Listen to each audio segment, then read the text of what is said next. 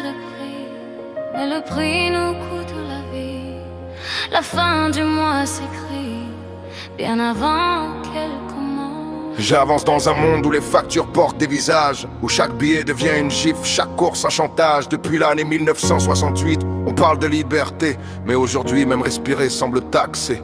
Les loyers montent comme des tours qu'on ne peut gravir, et le frigo parle plus fort que les discours qu'on veut nous servir. Qui ne peut nourrir sa famille, ne peut nourrir son pays, dit un vieil adage. Mais ici même les travailleurs glissent sous le poids d'un simple passage. Les salaires sont des ombres qui courent derrière la lumière. On survit, on calcule, on espère sans jamais voir la mer. On vit dans un pays riche mais les rues racontent autre chose. Des mères qui comptent les pièces, des pères qui brisent la prose.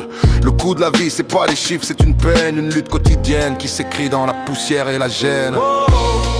Si la vie est un combat, pourquoi faut-il payer pour chaque souffle? Si le monde est une maison, pourquoi certains dorment sur le seuil?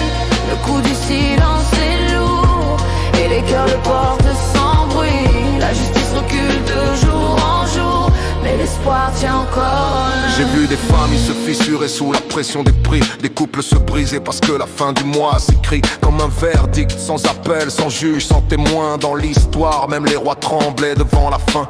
Au 18e siècle, la révolution s'est levée parce qu'un peuple épuisé refusait de mendier. Quand le pain manque, tout manque, disait-on. Mais aujourd'hui c'est le logement, l'énergie, la raison.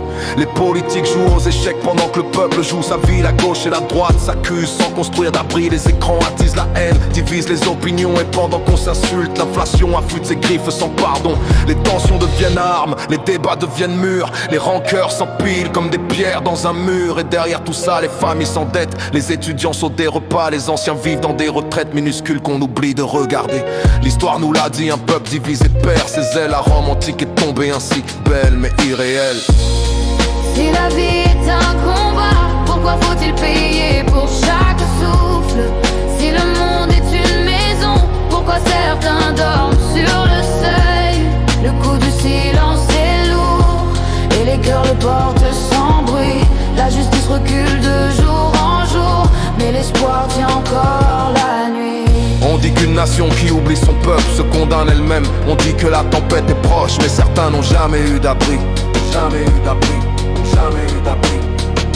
Les anciens philosophes disaient la peine n'est que dans l'équité. Mais on vit dans des villes où l'équité s'est égarée, où l'on gagne à la naissance ce qu'un autre gagne en une vie, où la dignité se marchande comme un produit. Je vois des jeunes diplômés balayer des rues qui les ignoraient, porter des plateaux alors qu'ils rêvaient de briller, parce qu'on leur a vendu l'avenir dans des brochures dorées. Je vois un pays riche qui s'appauvrit dans l'âme, où la culture de la haine remplace les idées, remplace les flammes. Mais malgré tout le peuple garde une lumière au fond des yeux, une lumière fragile mais réelle, comme un reste de ciel dans les lieux silencieux. Alors j'écris pour ceux qui tiennent le doux quand tout s'écroule autour, ceux qui portent la vie comme une enclume mais avancent quand même vers le jour. Le prix de la vie augmente, mais celui de l'humanité diminue. Il est temps d'inverser la balance des rues.